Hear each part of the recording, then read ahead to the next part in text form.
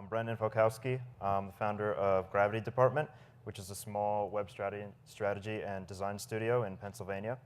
My work's split about 50-50 between client services for companies like Skinny Ties and now Angry Birds, and product work, things like Acumen, which is a front-end theme for Magento, and I'm building a responsive design toolkit for Magento Enterprise. I'm also a member of Magento's advisory board for developer certification, and I took the front-end cert the other day and passed it, so good job. And most of my work these days is multi-device in nature. Oh, I got to do two hands. Sorry about that. There, you can see all that stuff. This talk is part 2. I did part 1 last year, right here. And in 230 slides, I covered why mobile matters, small screen methodologies, what you can build, best practices for mobile-first responsive design, and how to define and execute a strategy for you or for your clients.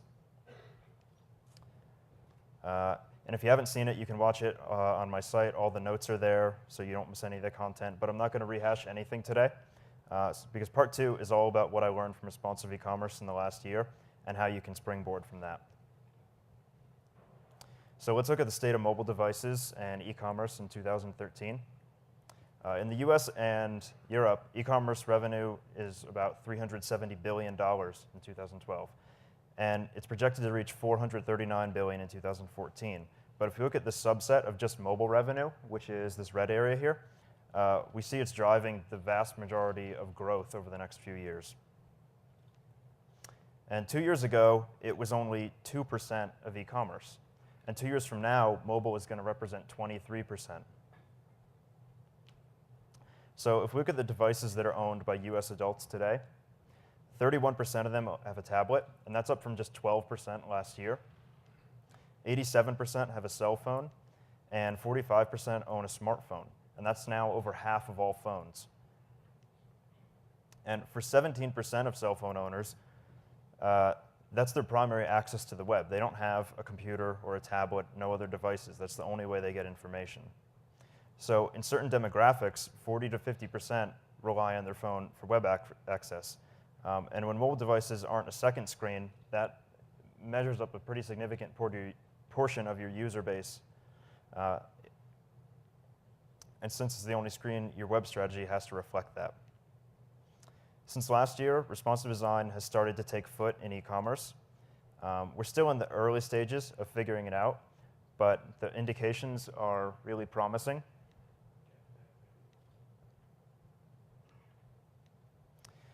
So does this sound familiar to you? If our design was more modern, we'd have better sales. Or making our site mobile friendly would be huge. I see that a lot, and companies think in design and technology problems. And those things are great because they're surface level and everyone can see value in them. But especially in responsive e-commerce projects, they act like blinders that hide these deep-rooted problems in your content. Responsive design's not all the devices and prettiness. That's the seduction of it that everyone likes to focus on. But the reality is responsive design is planning for your content to go everywhere. And content audits aren't sexy, but that's where it has to start. So Skinny Ties is a client of mine. They're a small family-run company. They operate in a really narrow and competitive niche. And I worked with them for about 8 months to reimagine their business and design strategies. And responsive design was at the core of that.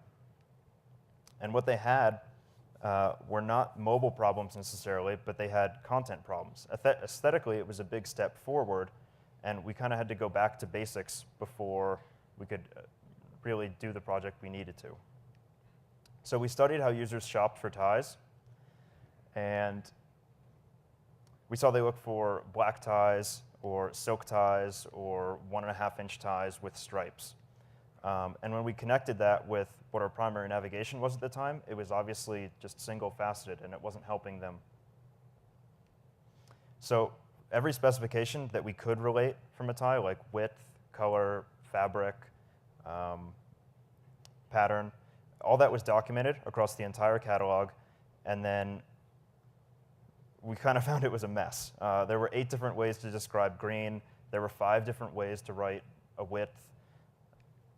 And when we used that research, we modeled a new product data schema that was descriptive, consistent, and keyword infused. And if that sounds a lot like search engine optimization, it should, because making refined, multi-dimensional content is a great SEO benefit. And since Google prefers responsive design, this is a win-win for them in more ways than one. Now, we all know that good photography sells, but their first inclination was limited to the boxes that were sort of imposed by their CMS. And their photo asset production was based around filling those boxes rather than showing off their products in the best light. So in the new site, we made consistent, bold photography central to their whole content strategy. And we tightly controlled the composition by creating style guides for every aspect of the photography experience, like the angularity of the light, the orientation, the scale. So when you look at all the ties, it doesn't matter which one you're looking at, they all look like they're just morphed into a new color or style.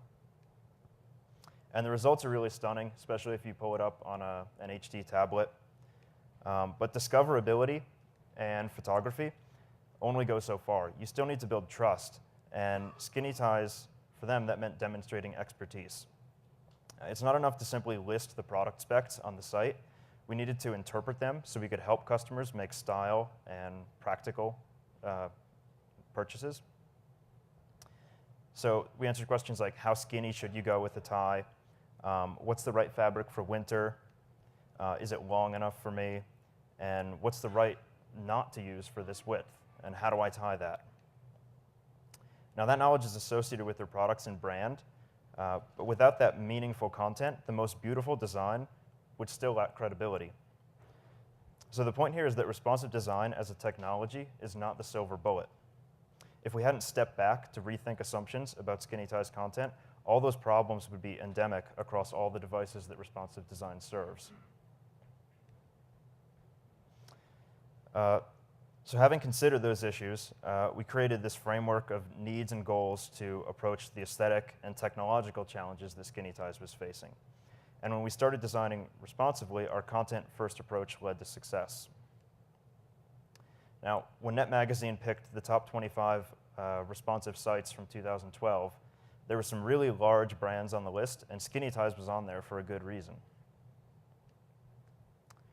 Responsive design is often criticized for having as much, if not more, bulk to it than a desktop site.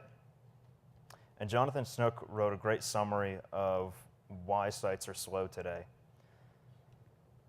This image is the perfect visualization of what's happening with web performance today.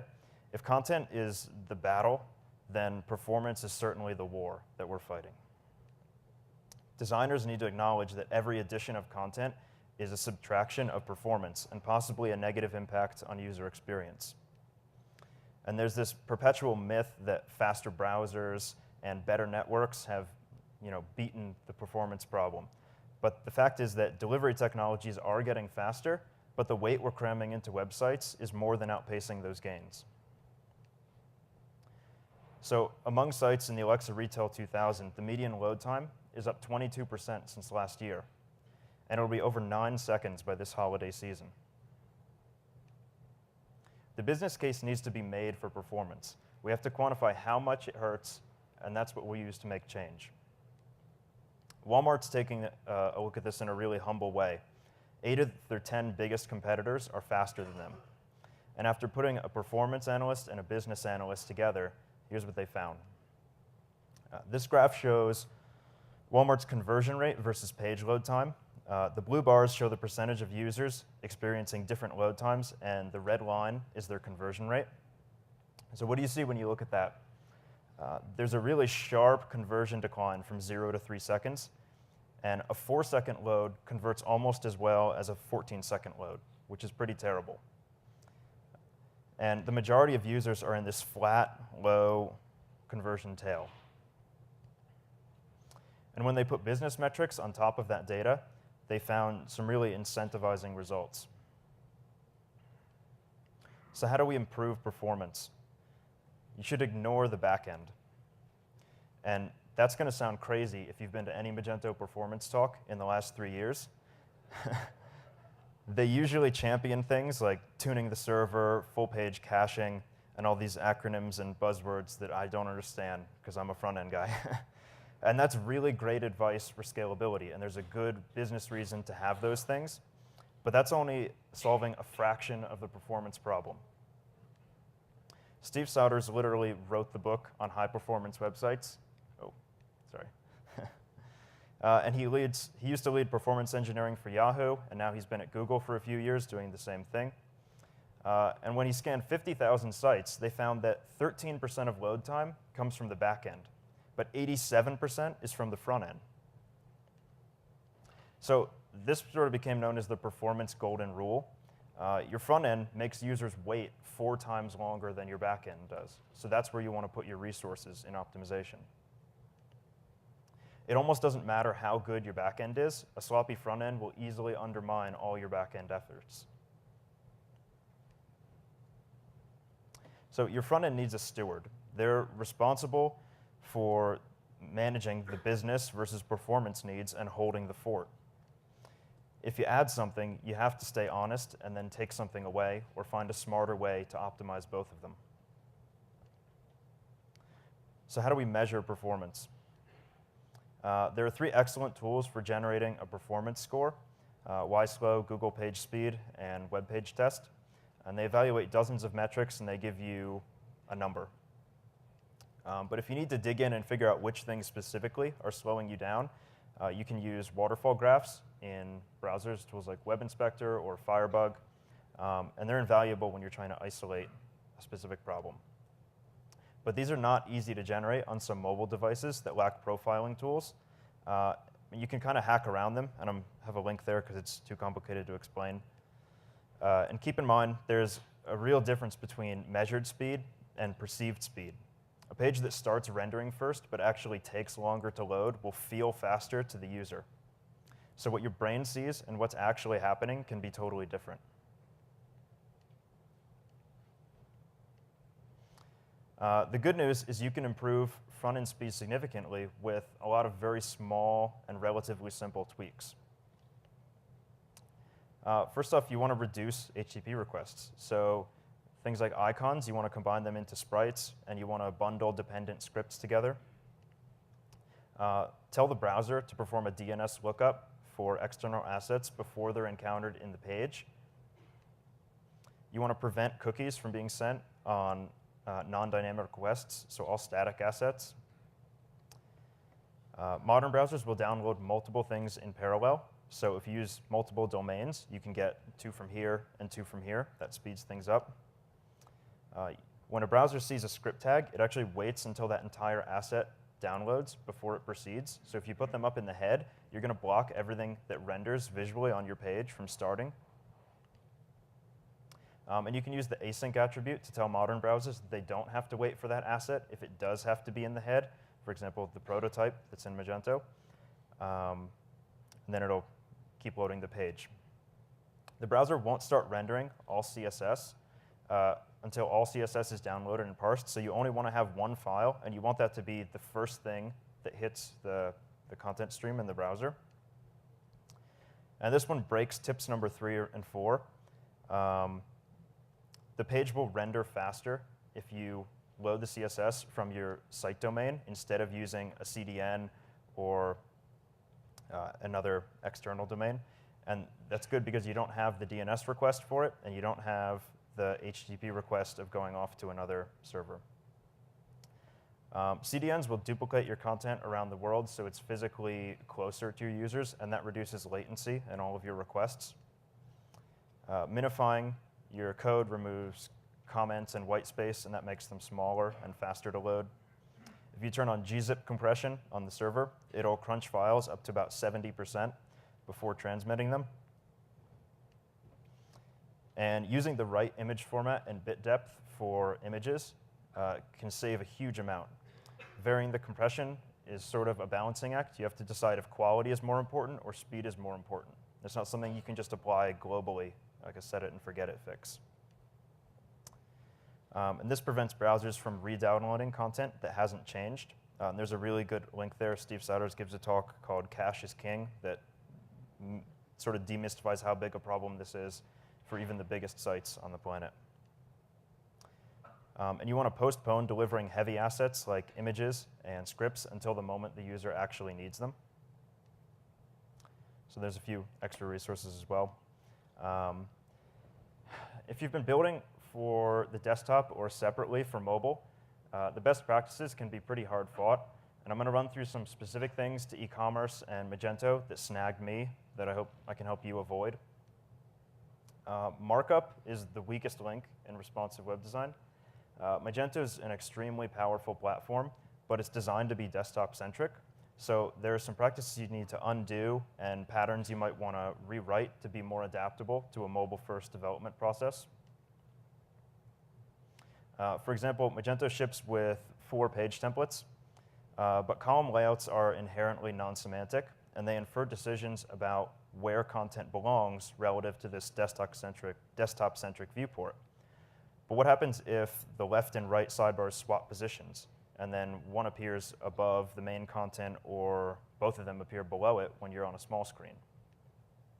Because markup order matters when you're reflowing containers, you don't have the flexibility needed when you're working with these generic columnar layouts. And that's why the only page template that I find really useful for responsive design is one column, which is essentially no columns.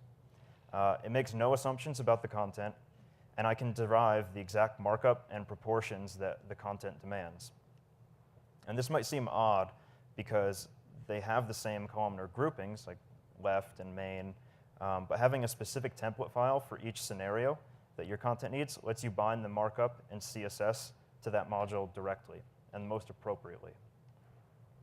Then you don't have to rewrite the XML references across multiple modules, and you can simply move the getChildHTML calls to wherever you need that piece of content to render, whether it's left, right, center, whatever makes sense.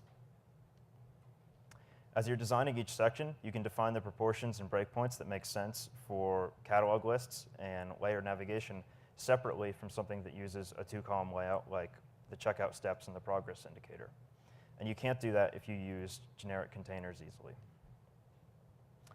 So CSS3 Flexbox is coming. It's a really powerful feature that's going to wipe away some of those issues with reordering content. But it's not very well supported yet, and there's some links there if you want to read more about it. Handling images is one of the most ambiguous challenges facing multi-device design right now. And what we need from the browser is for it to automatically request the most appropriate asset depending on if the screen is small or big, what's the density of it, and what's the network's quality.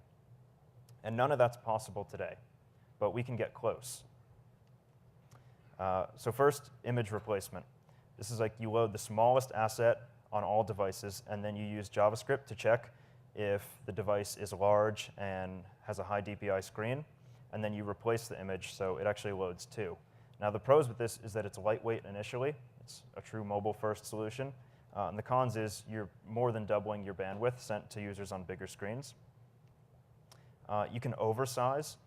This is where you load the high DPI asset first, so it might be at 2x or at 1.5x, and then you let the browser scale it down. The good thing here is there's no double download penalty, and high DPI tablets and external displays are coming. That's going to be the norm soon. The downsides are it hurts users on slow connections, and if you don't have a Retina screen, you're downloading something much bigger than your user will actually use. And you can sort of get away with 1.5x right now. That's what I like to do in this case. You serve that instead as a middle ground, and it looks decent when it's scaled up on high DPI screens, but it's not so big that it's a detriment to users who don't have them. The other way you can do it is supersizing. So you might send an image 5 times bigger than any user will actually see, but you compress it at a really low quality, like 25%.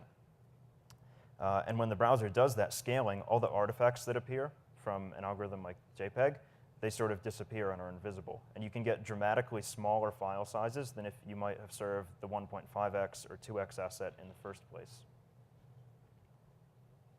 The downside there is if you send a really big image and then you ask the browser to scale it, it has to do that work. So a low-powered device might have a slight performance delay doing that. Picture fill is a JS polyfill for the proposed picture element. This is something that might be coming into HTML, but it's sort of not standardized yet. What's good about this is it lets you have full control over asset loading, but it requires JS. But there's a no-script fallback, so if that's not active or it doesn't parse properly, you still have a mobile-first small image, something in place. The downside is that this and the source set syntax are pretty complicated, so you probably can't do this for images you write in blog posts or maintain every day. But if you can code it into the templates like the catalog view or the product view, it's a good way to make sure the right asset goes to the right device at all times. And lastly, Sencha-Source.io is a URL tool, so you can create multiple assets. Creating multiple assets by hand is impractical if you have to have someone resize and reshape them and upload them. So you need a web service like this that accepts an image in the URL, and it takes parameters. It'll resize them automatically, cache them, and then serve those assets out on the fly.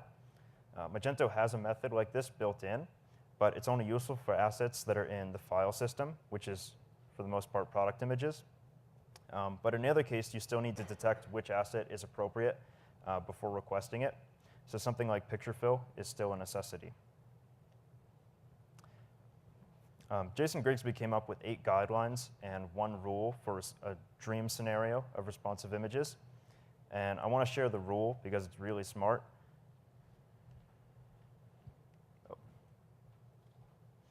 You want to plan for the fact that whatever you're doing today, it's going to be deprecated. In a year, the best way you can do it is going to change. So this reminds us that we're still sort of figuring all this stuff out. For example, there's still no reliable way to detect bandwidth or latency. And even if you could, that might change mid-request. So some users might not want high DPI assets even if their device is capable of displaying them. For example, if they pay per megabyte. And a smarter configuration might be offering the option to enable high DPI assets. So if you tap the image, you can switch in the better quality. Now, there isn't a silver bullet for responsive images. It has to be this balancing act between the device capabilities, your quality standards, and all the other pieces of your infrastructure that affect performance.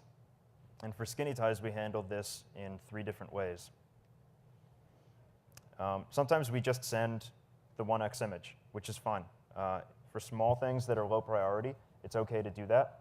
There are really only a few instances where we did it. And then things like icons are always combined into a sprite and made into 2 sheets with the appropriate pixel densities. A lot of people are experimenting with things like SVG, which can be a little bit faster to load. There are some drawbacks to that, or fonts for browsers that don't render them so cleanly. It might make your site look uglier. So in this case, we still chose to go with image sprites because it gives us the best user experience. The majority of images on Skinny Ties are loaded at 1.5x. This includes everything from the navigation thumbnails to the featured content on the home pages and everything in catalog lists. This increase in bandwidth is actually really small for us because the art direction we have with the ties isolated on white plays really well into JPEG's compression algorithm. So we don't really have to overthink how images are going to scale, and it ensures that they always look decent on different devices. But on product pages, we do something a little different. We serve the 1x asset to all devices first.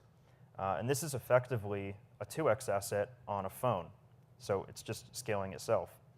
And then we don't have a double download there. So if we detect the screen size is large and high DPI, then we replace that asset with the 2x version. And right now, that means mostly just iPads. And that looks good, because even if you take that 1.5x asset and scale it, or if you try to take that 2x asset and zoom it on an iPad, even though we don't have a 4x asset to give you more resolution, you can still use that same logic that a 1.5x will scale to 2 and look good. So you can zoom in about 50% without any perceptible loss in quality. And that gets around having to build all these complicated JavaScript lightboxes that can't pan and zoom on a tablet, because you're panning and zooming, they account for browser interactions. And again, so all the sprite icons in the site are combined into 1x and 2x pixel densities. The stretching effect that high DPI displays is most pronounced on line art, like icons. So on small screens where we're using them, in lieu of navigation, it's kind of important to make sure they look sharp and extra clear. So for every project, this approach is going to have to play out differently.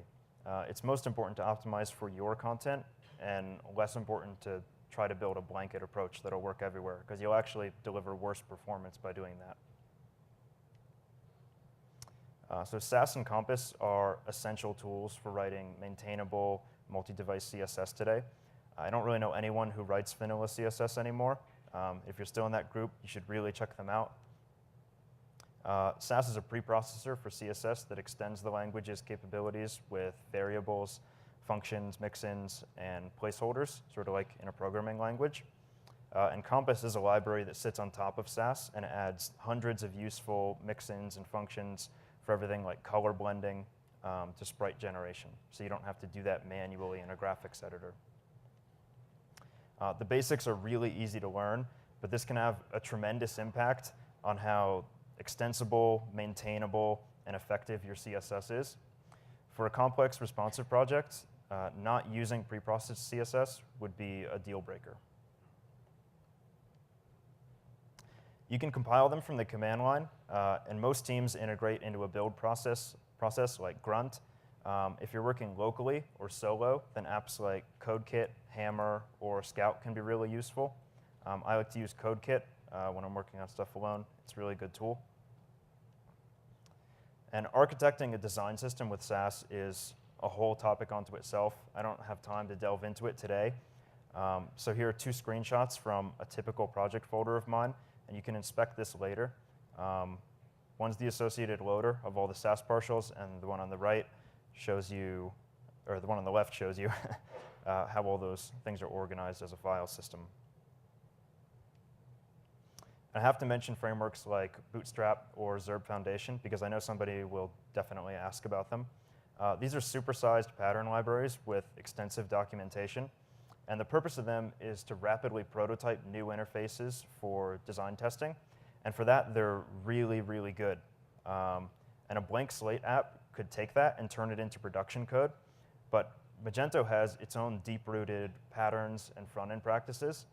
So if you ignore them and went and replaced them all with a framework, that would create a lot of redundancy and bloat, and it will also create compatibility issues with extensions. So that's not a great approach. It's a lot smarter to borrow ideas from them and take out the snippets from those frameworks that you like and will use, and then integrate them in your own little pattern library for each project.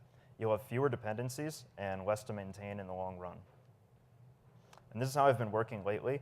It makes a lot of sense. Dave Rupert from Paravel calls these mini bootstraps, and he's suggesting this is the modern design deliverable for responsive design. Instead of handing off Photoshop comps that are fully realized to clients, you want to get them looking at things on devices and on browsers as soon as possible. I tend to agree that works.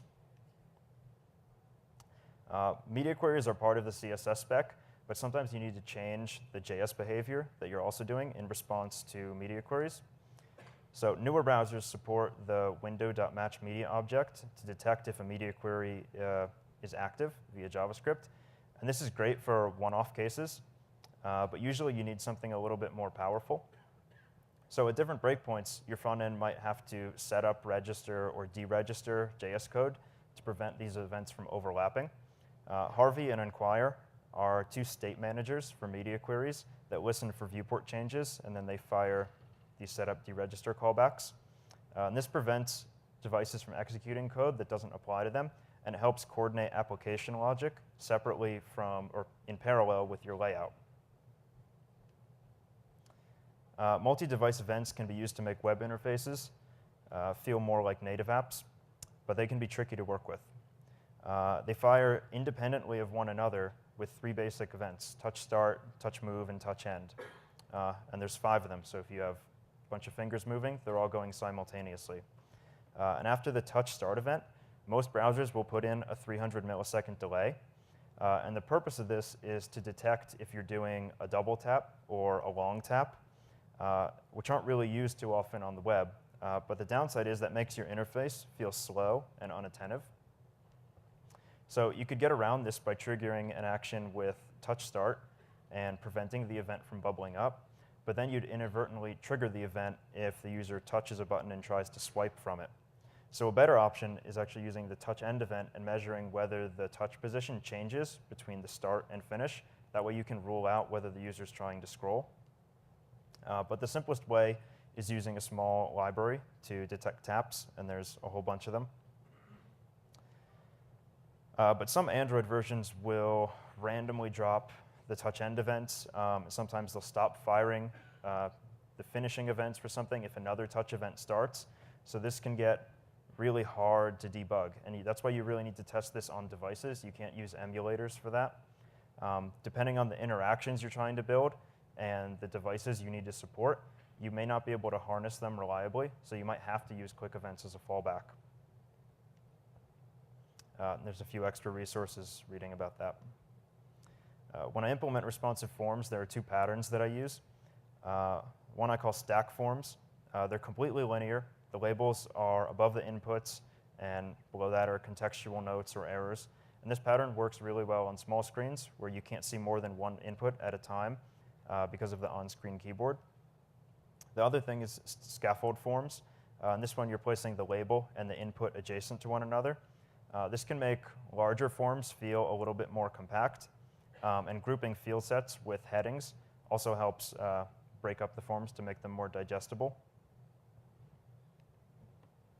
And when there isn't enough horizontal space, scaffold forms just collapse and turn into stack forms. This is sort of the adaptation that you'll work in. But I never put two inputs adjacent to one another. By default, Magento does this in the billing and shipping address forms, but it's inefficient and it's confusing to the eye because you have to crisscross between all these elements in a non-logical way. It's always a usability plus to design a forms flow consistently and sequentially. So this is a great example of how designing for mobile first helps you prevent overcomplicating the larger screen experience.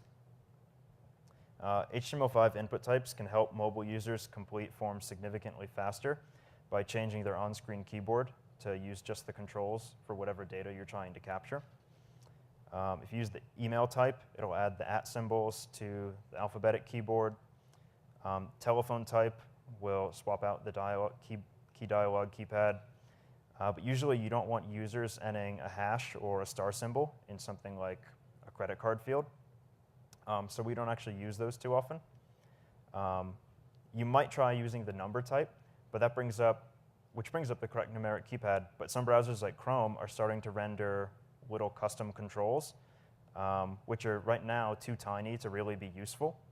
And this can be confusing to users for values that shouldn't or wouldn't ever be incremented, like their phone number or their credit card number. So instead, when I'm trying to input numbers, I use regular old text inputs with the pattern attribute. And this will prompt the on-screen keyboards to use the numeric keypad without the hash signs. And it makes entering things like credit cards much easier on phones. And on the desktop, it behaves just like a normal text input. But providing incrementation controls isn't a bad idea, because that can make it easier for things like quantity to just tap up or down. And if you make the button targets larger, you should implement a UI pattern so it's easy for users to increment, decrement, or manually adjust things like their quantity. Those things help users complete forms faster, but if you leave checkout and re-enter it later, all your input is going to be lost. So Sisyphus is a JS component that monitors forms, and it saves any unsubmitted data in HTML5's local storage. Then when you return to that form later, it pre-fills all that data back in, so you don't have to type it all in. You can pick up right where you left off. And this can save a lot of time on mobile devices where it takes the longest to type in information. Tables and responsive design are like oil and water. There isn't an easy way to view a large granular data set on a really small screen. So thankfully, in e-commerce, tables are limited to a few scenarios that we can manage. These are a few of the patterns that I use depending on the context. First, don't assume that tables were the right choice in the first place. For example, the catalog lists in grid mode shouldn't be a table because the markup can't adapt or reflow for the number of items that you need to fit in different viewports. It's a better idea to rewrite that as an ordered list and use nth child to define the number of items per row and when clears and line breaks should occur. This gives you a lot more freedom and none of the headaches of working with the original table code. Simple tables sometimes don't need any special transformations. If they have between 2 and 4 columns, you might be able to just compress them down, and they'll work fine on small screens if the content wraps around nicely. But for some tables, there's too much data to do that. So this can't simply be scaled down without changing either the content or changing the structure. Priority tables are also 100% flexible, but instead you add and drop columns for different viewports. So this pattern's only recommended, I think, for things like summaries. You shouldn't remove access to useful content. But for example, if you had an order history table, you can most likely identify what you're looking for by the order number or the date or the price. You don't necessarily need to know who it was shipped to and what its pending status is. You can click through to the summary page to get the full set of information. Linearized tables basically dissolve the table structure entirely. So all the cells become block level or inline, and they might be positioned absolutely within the table row. Because you lose table headings, some data might need supplemental labels or completely different formatting to be understandable or logically ordered. But with that extra work, you can make the content much more usable. For example, separating summaries and interactions in the cart helps minimize the interface on small screens. Some tables are beyond transformation, though, and especially those that have column spans or conditional columns that might appear or might not, depending on things like tax rules. This makes changing the table structure a Herculean effort, and a lot of these edge cases come into play. So scroll tables are sort of your last resort when you just can't significantly modify the structure. This lets you render the full table with most of the content off screen, and it's accessible by scrolling back and forth, but you can only see a small portion of the table at once. So it's not the best way to do it, it's just a concession. And it's hard to visualize without really exploring around. These are by no means all the patterns for transforming tabular content. There's a link for more information, but those are the ones that are most applicable to e-commerce sites. Social widgets are on almost every site today, and they're some of the worst performance offenders. I fight really hard against implementing them because they're not designed for small screens. They have inconsistent margins. But the biggest reason is performance. If you embed them, you're going to jump up the size of your site and the number of HTTP requests significantly. And that has a pretty dramatic impact on your load times. So usually I just get rid of them. And there's a simple, fast alternative, which is links. They're not really used very often, but they're really powerful. Every social site has them. You have full control over the styling. The sharing interface that the user gets to is almost identical, and they're instantly recognizable and really tap-friendly. Good sides, there's no extra HTTP requests, and it's less than a kilobyte of data. So you're not going to hurt performance doing this at all, and you're still going to give users utility. One downside is there are no counters. So if you need to do that, there are a few scripts there that can collect that data from the networks. Third-party extensions can crush you. Even if you build the perfect, lean, responsive site, I'll bet dollars to pesos that all the third-party extensions you're using, they're not. They're built desktop first. So most stores have a significant number of partners, vendors, and integrations that add all this critical functionality. You can't simply leave them as is. So every third-party component that you bring into your site that renders on the front end, it needs to be brought up to responsive standards. And this usually plays out in 3 ways. Either you request the vendors change their infrastructure or platform, you remove all of their styling, and then you do that yourself on the front end, or you fork the whole code base and maintain it yourself. And there seems to be this idea that checkout is really hard to do well on small screens, and I disagree with that. A good checkout flows naturally. It's not distracting because you focus on one thing at a time. And a small screen actually helps you do those things. So it's the big screens where people do stupid things.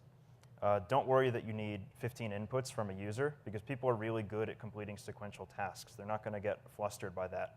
Just don't get in their way. And you can do this by taking out unnecessary steps like fax numbers, pre-fill their data whenever you can, and use the appropriate inputs so they can type stuff in faster. The Baymard Institute and Smash Magazine are great resources for checkout best practices if you want to go read more about it. But let's break down Magento's one-page checkout. You have this accordion of the steps and then the progress on the side. But if you compress this for small screens, the progress block has nowhere to go. So you can either put it up top, where it almost immediately scrolls out of sight and out of mind, or you can put it below, where it's beyond the checkout step. So most users aren't going to actually get there before they need to review their stuff. So the easiest way to do this today is to move that progress block into the review step so they actually see it right before they make the checkout action. But there's a better thing we could do. I call it woven checkout, and it's a pretty significant modification of Magento, so you might not be able to do it. I'll explain why. Instead of bundling all the components together, we compress them, and then as you complete each step, it collapses into the place where the editing content you just worked on is completed. So then at the end, you can swipe up or swipe down, and if you need to tap on something to review, you can do that. There's a natural hierarchy. The proximity between the action you're editing and the action you're inputting is the same, so there's no gap in your mind, and it's device-friendly. This works across all the devices without any drastic layout transformations or moving blocks or content around in the markup. And if you study checkout in native apps, you see this pattern gaining a lot of traction. It's another great example of where designing for a mobile screen first helps you think smarter about the desktop site.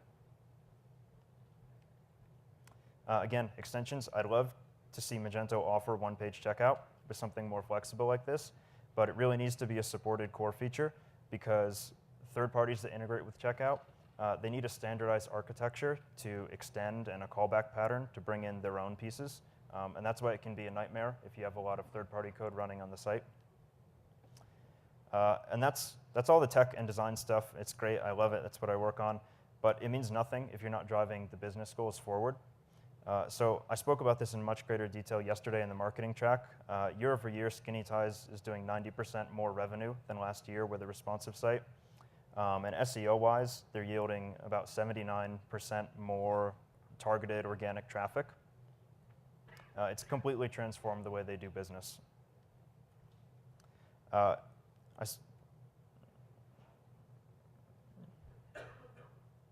Also, Electric Pulp did another case study for this about O'Neill clothing, and they saw really, really similar results.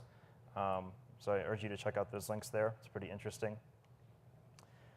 I hope to hear more stories like this from you guys. Sharing this data creates a lot of opportunity, but I can't really do it alone. So it's a fantastic investment if you move your business from a position of weakness to a position of strength. And I hope to see a lot more of those kind of ideas from you guys in the future. It's a great privilege to be here, and I want to thank Magento for inviting me back again. This is my third time speaking at Imagine. I've got a lot of friends in the audience and a lot more new faces. So I don't know half of you half as well as I should like, and I like less than half of you half as well as you deserve.